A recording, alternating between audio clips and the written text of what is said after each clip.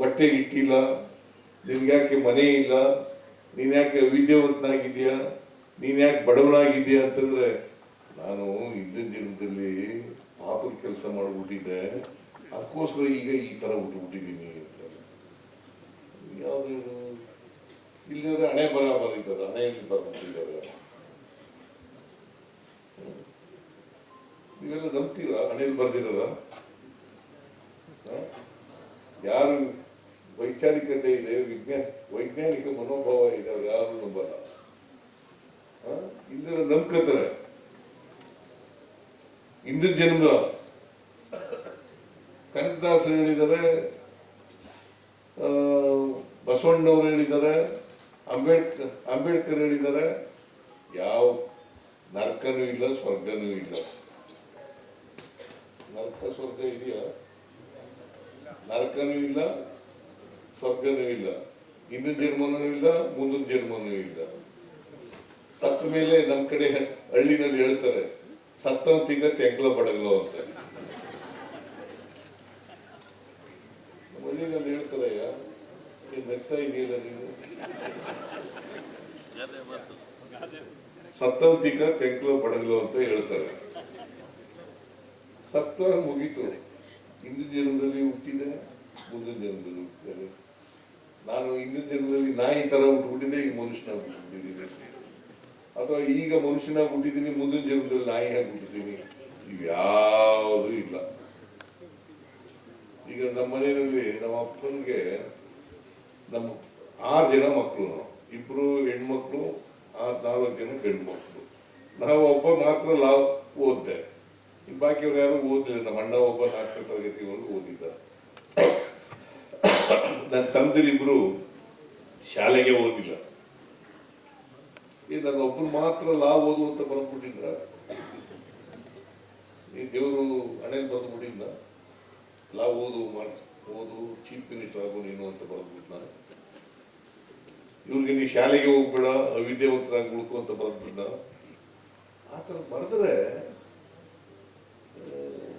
ತಾರತಮ್ಯ ಮಾಡೋದಾಗಲ್ವಾ? ಮತ್ತೆ ದೇವ್ರ ದೃಷ್ಟಿ ನೀವು ಎಲ್ಲ ಸಮಾನರು ಅಂತ ಇದಕ್ಕೆ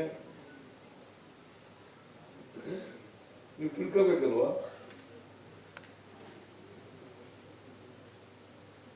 ಈಗ ರಾಮದಾನ ಚರಿತ್ರೆ ಇದೆ ಅಂತ ಇಟ್ಕೊಳ್ಳೋಣ. ಬಸವಣ್ಣವರು ಕಾಯಕ ಮತ್ತು ದಾಸೋಹ ತತ್ವ ಅವುಗಳನ್ನು ಹೇಳಿದ್ರು. ಕಾಯಕ, ದಾಸೋಹ. ಏನು ಇಂಗ್ಲಿಷ್ನಲ್ಲಿ ಏನು ಫೋನ್ ರೆಡಿ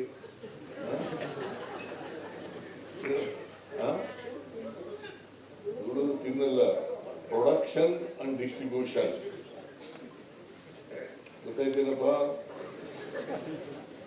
ಪ್ರೊಡಕ್ಷನ್ ಅಂದ್ರೆ ಕಾಯಕ, ದಾಸೋಹ ಅಂತಂದ್ರೆ ಡಿಸ್ಟ್ರಿಬ್ಯೂಷನ್.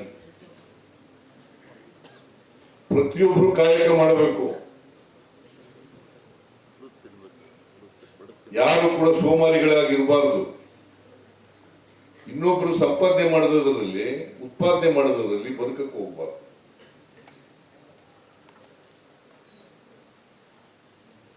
ನಾನು ಕಾಯಕ ಮಾಡಬೇಕು, ಇನ್ನೊಬ್ರು ಕಾಯಕ ಮಾಡಬೇಕು. ಎಲ್ಲರೂ ಸಮಾನರಲ್ಲ, ಸಮಾನ ಅವಕಾಶಗಳು ಸಿಗ್ಬೇಕಲ್ಲ ಎಲ್ರಿಗೂ. ಉತ್ಪಾದನೆ ಆಗೋದನ್ನ ಎಲ್ಲರೂ ಹಂಚಿಕೆ ತಿನ್ಬೇಕು. ಇದು ಕಾಯಕ ಮತ್ತು ದಾಸೋಹ. ಇದನ್ನೇ ಬಸವಣ್ಣ ಇವರು ಕನಕದಾಸರು ರಾಮದಾನ ಚರಿತ್ರೆಯಲ್ಲಿ ಬಡವ ಶ್ರೀಮಂತ, ಅಕ್ಕಿ ಮತ್ತು ರಾಗಿ, ಇವುಗಳನ್ನ ರಾಗಿ ಪ್ರತಿನಿಧಿಸುತ್ತದೆ ತಳ ಸಮುದಾಯದವರನ್ನ, ಅಕ್ಕಿ ಪ್ರತಿನಿಧಿಸುತ್ತದೆ ಶ್ರೀಮಂತರನ್ನ. ನೋಡಿ ಹೆಂಗೆ ಬಸವಣ್ಣವರು ಕಾಯಕ ಮತ್ತು ದಾಸೋಹ ಅಂತ ಹೇಳೋದು, ಕನಕದಾಸರು